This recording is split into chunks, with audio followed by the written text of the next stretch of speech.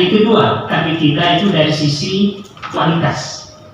Kualitas pelaksanaan AM ini akan sangat ditentukan kesiapan kita. Iya. Ya, oke lah tadi partisipasi sudah tercukupi semua. Tetapi ketika mereka dapat misalnya anak-anak, ini kami temukan juga itu anak-anak. Ketika misalnya itu berulang-ulang, ini menjadi kajian bersama. Pusat juga begitu. Dia download tidak keluar soalnya. Itu jenuh dia. Begitu keluar soalnya sudah lelah dia. Akhirnya apa? Dia mungkin sudah lapar, sudah lelah, matanya sudah ini. Akhirnya asal isi. Dan itu terjadi. Banyak itu terjadi. Nah sekarang trik ini seperti apa? Nanti Pak Darwis, Pak Nurul nanti menyampaikan. Ini sudah kajian dari pusat juga. Biasanya token juga. Ya berulang-ulang terus. Belum lagi internet lagi. Belum lagi mati lampu lagi. Ini semua mempengaruhi kualitas. Iya. Ketika itu terjadi tidak bisa kita jamin anak-anak itu menjawab. Oke lah kalau bapak ibu guru masih bisa sabar. Sulinjarnya dan hasilnya sulinjar kan baik-baik saja kan hasilnya kita seperti di luar belajar. Tetapi yang paling beberapa sekolah juga sudah komplain, oh ini tidak merepresentasikan kami punya kualitas pembelajaran. Ya pakai hasil AM-nya begitu, ya itu mungkin deteksinya begitu. Ya karena anak-anak yang mengikuti itu, ya dalam posisi kejenuhan. Ya karena kesiapan kita, perangkat kita ini mempengaruhi secara psikologi ya. Dan ini kan by system anak-anak dipilih.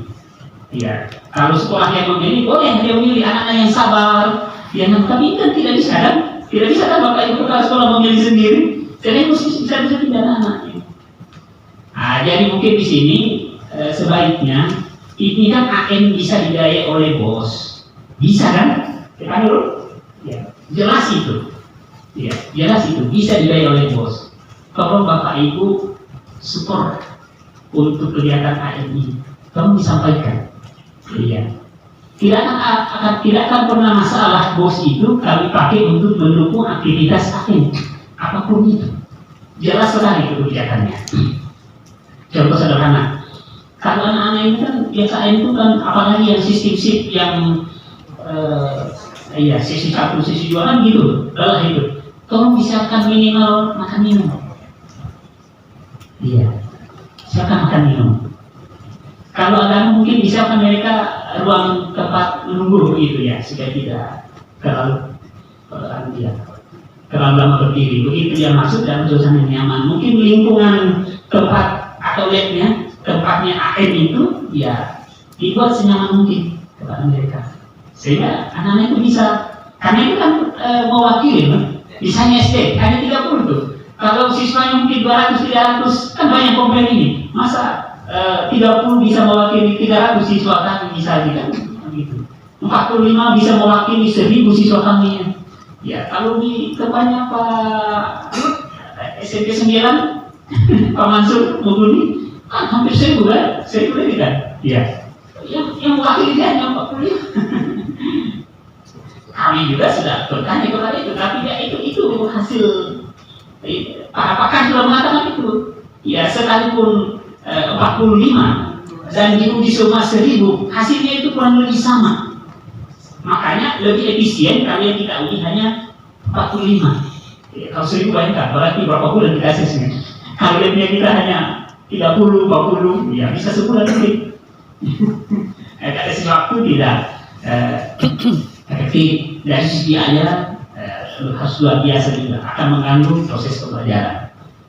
Nah itu jadi dari sisi kualitas kita mengharapkan bisa lancar, bisa bagus dan hasilnya rapor pendidikan itu bisa merupakan potret kekinian, potret asli, kondisi faktual yang ada di sekolah dan itu bisa menjadi basis data untuk perencanaan berbasis data.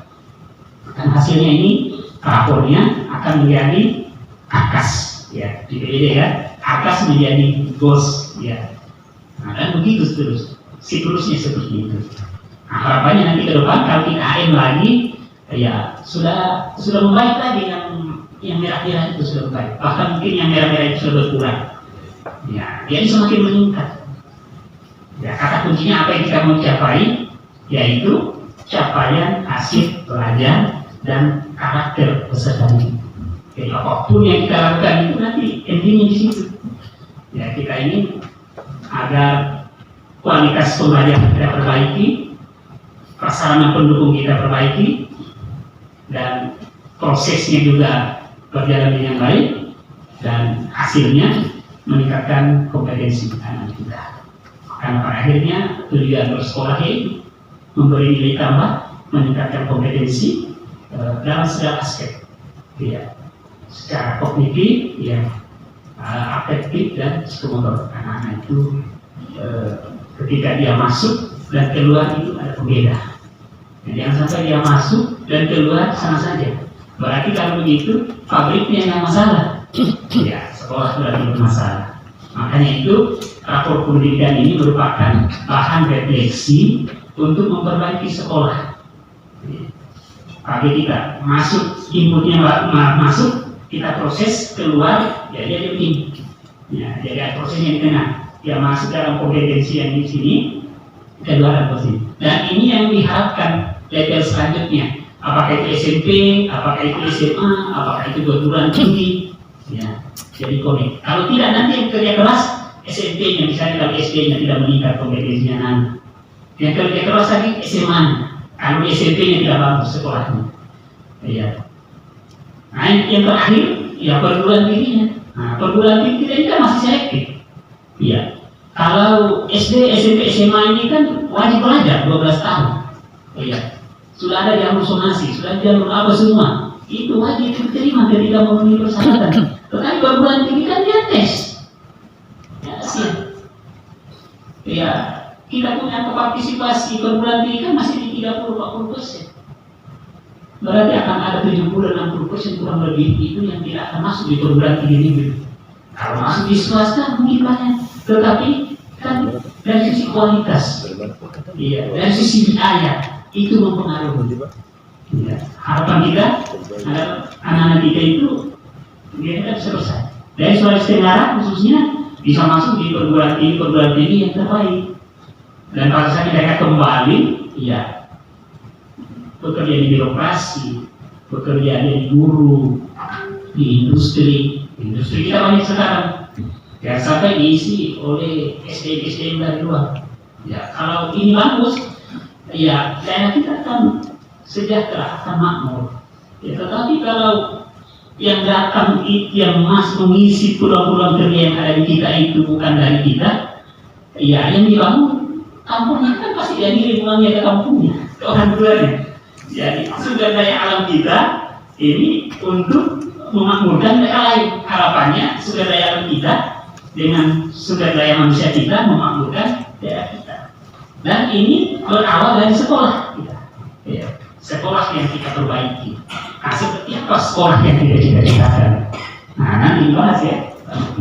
Ya, kita ini sekolah kita betul-betul bisa memberikan suasana lingkungan belajar, proses belajar yang menyenangkan bagi anak kita. Nah, alhamdulillah kemarin setelah PPDB semua sudah melaksanakan MPLS, ya. Terima kasih Bapak Ibu, alhamdulillah.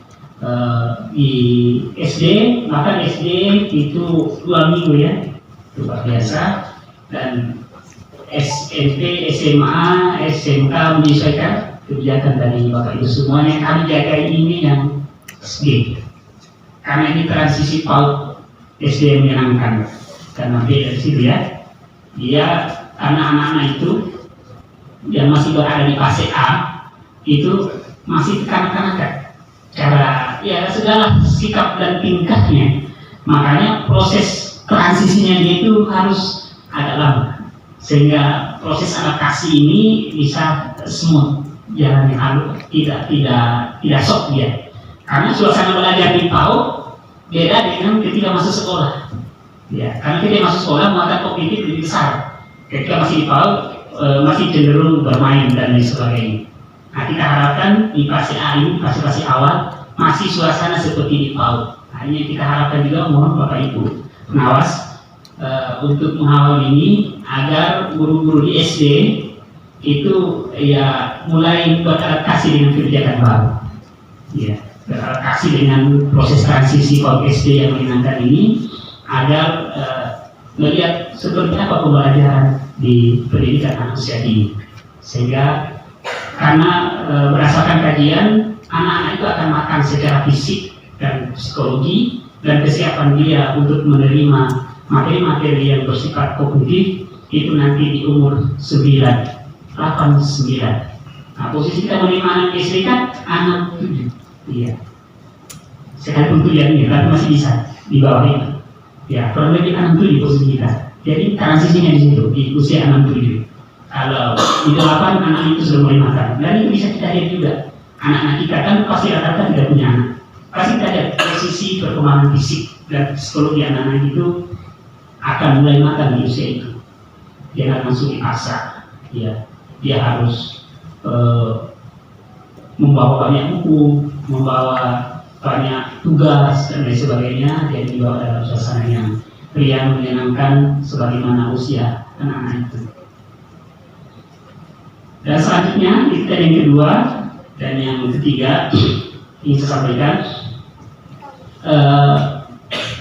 tugas BPP dalam mengawal akses nasional itu yang pertama tentu kita mengawal kebijakannya. Ya, mengawal kebijakan melalui apa kami melakukan sosialisasi, melakukan advokasi, melakukan pendampingan. Ya, setelah itu secara koordinatif juga kita membentuk posko ya, posko AIM masih kita pertahankan. Kita saya kamu posko di kolaborasi dengan provinsi. Ini teman-teman utamanya tim teknis ini harus dijaga moodnya. Jangan sampai hari-hari moodnya menurun. Harus dikasih suplemen dia ya. Ya, harus sedih-sedih lah. Kalau itu kadis provinsi, saya sudah bicara kemarin. Iya, sudah tahu bahasa pemuda saya bicara. Katanya di provinsi itu banyak uang, tapi harapannya banyak juga uang yang di share untuk mengawal AIM. Nanti saya bicara lagi. Jadi sampai bilang saya, kita MOU, oke siap. Nanti saya tanya lagi jadinya sampai. Ya, karena kami mengawal, ya ini kan langsung dari pusat ya anggaran. Ini harus pintar-pintar yang perlu mengatur, ya supaya suplemen untuk teman-teman tim teknis terutama ini, tim teknis kan kita intens berkomunikasi di masing-masing daerah, ya supaya terkonek antara dan kabupaten kota ke provinsi harus kita kolaborasi, ya. Kalau data pada misi kolaborasi, nanti saya komunikasi dengan Bu Sekdis sama Pak Kadis supaya alokasi anggaran untuk ini penting. Kan beliau sudah dapat penghargaan kemarin, ya transportasi anggaran pendidikan, ya, luar biasa itu nomor 1 sebenarnya itu, nomor 1, ya. Itu karena dia mengalokasikan anggaran dari APBD untuk mengawal SPM, ya. Standar pelayanan minimal, kan Bapak Ibu, standar pelayanan minimal itu berawal dari mana? Berawal dari data AIM. Tidak akan ada itu standar pelayanan minimal kalau tidak ada asesmen nasional. 60% untuk mengukur capaian SPM itu diukur lewat asesmen nasional. 40%-nya diambil dari data yang lain seperti LAPOI, data Dukcapil, ya, data statistik, angka partisipasi dan lain sebagainya. Melengkapi. Tetapi secara proses kompetensi dan lain sebagainya yang terjadi di sekolah itu datanya dari asesmen nasional. Nah ini yang harus, makanya tolong Bapak Ibu yang di Dinas Kabupaten Kota mengalokasikan anggarannya juga untuk mengawal AIM ini. Ya, terutama tim-timnya itu, tim-tim yang mengawal ke sekolah-sekolah. Nah kalau provinsi sudah mengalokasikan, BPNT mengalokasikan, kabupaten kota mengalokasikan, dan sekolah melalui bosnya alokasikan, insya Allah sukses kita punya hadiah besar ini. Insya Allah. Saya yakin melalui Bapak Ibu pengawas dihimbau kepala sekolahnya untuk mengalokasikan itu. Dibacalah itu juknisnya ketika menyusun arkas, sehingga dia bisa mengalokasikan itu. Dan itu sudah dipesan oleh pimpinan-pimpinan kita di Kemdikbud dan sebagainya sudah menyampaikan ke kadis-kadisnya, ya tolong dialokasikan itu. Karena kesuksesan pelaksanaan asesmen nasional akan sangat dipengaruhi bagaimana supporting anggaran. Ya, misalnya kita mau uji coba saja, mau beli paket data tidak ada, bagaimana? Macet-macet internet, router yang rusak kan harus pakai uang. Ya, mungkin perangkatnya mau diperbaiki kan pakai uang. Teman-teman yang bekerja, ya tiket itu apa semua kan perlu suplemen, makan minum dan sebagainya. Nah itulah hal-hal yang perlu menjadi konsen kita bersama, agar kalau kita bersama, kita kolaborasi, insya Allah agar besar kita ini akan berjalan dengan baik. Yakinlah Bapak Ibu sekalian bahwa di antara semua kebijakan, salah satu kebijakan yang saya pribadi sangat apresiasi, dan ini adalah kebijakan AN dan PBD-nya dengan rapor pendidikannya. Ya kan, kalau kita sekarang itu melakukan perencanaan betul-betul berbasis data, dan setiap tahun itu kita dikasih data-data yang update. Coba dulu kita merencanakan, kita mau ukur SN saja tidak tahu sekarang posisinya di mana.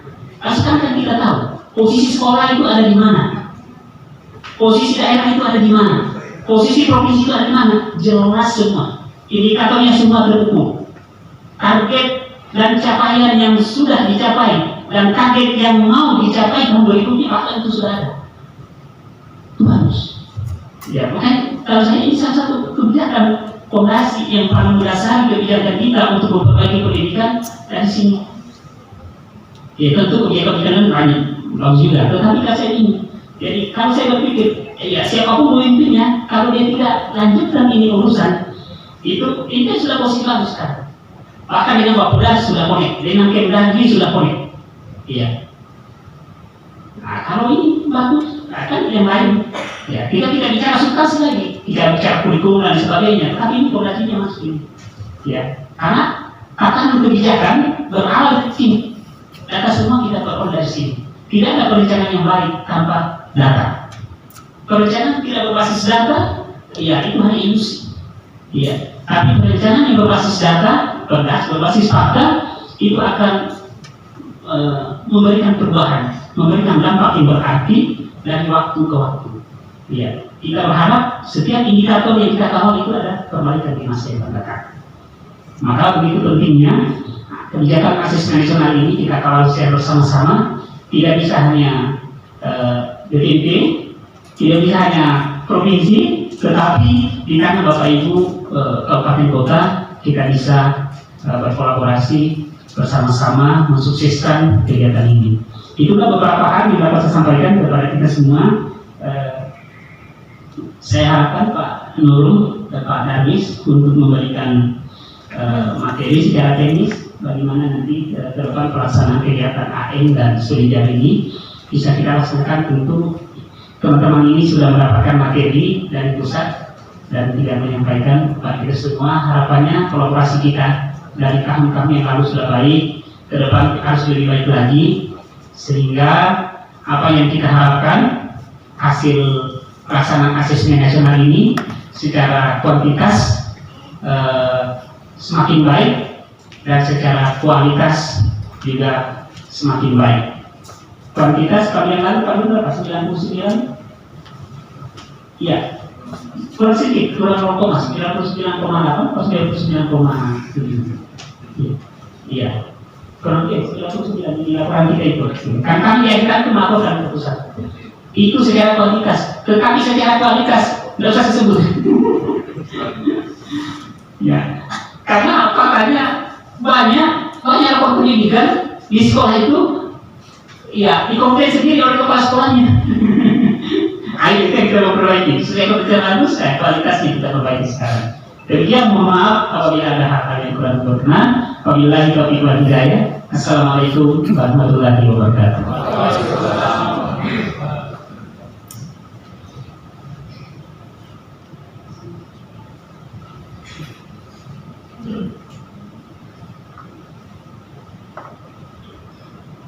Dengan dibukanya kegiatan oleh Kepala Balai Penjaminan Mutu Pendidikan Provinsi Sulawesi Tenggara, maka selesailah rangkaian acara pembukaan pada sore hari ini.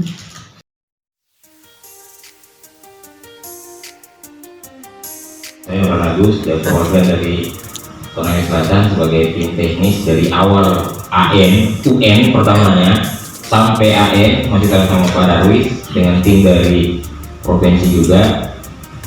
Kalau misalnya kita sharing saja bagaimana di pendataan untuk Kabupaten Konawe Selatan. Mungkin bagus ya berdiri juga ya. Jadi kita sharing juga karena begini.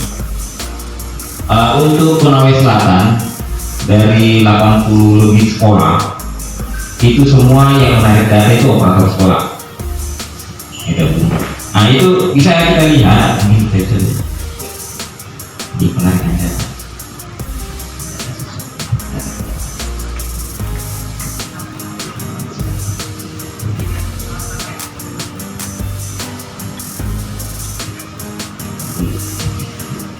Nah kalau kita lihat di sini nanti peran dari Korwas dan MKKS itu sangat kita butuhkan. Jadi saya bersyukur ada pendamping juga dari tim teknis.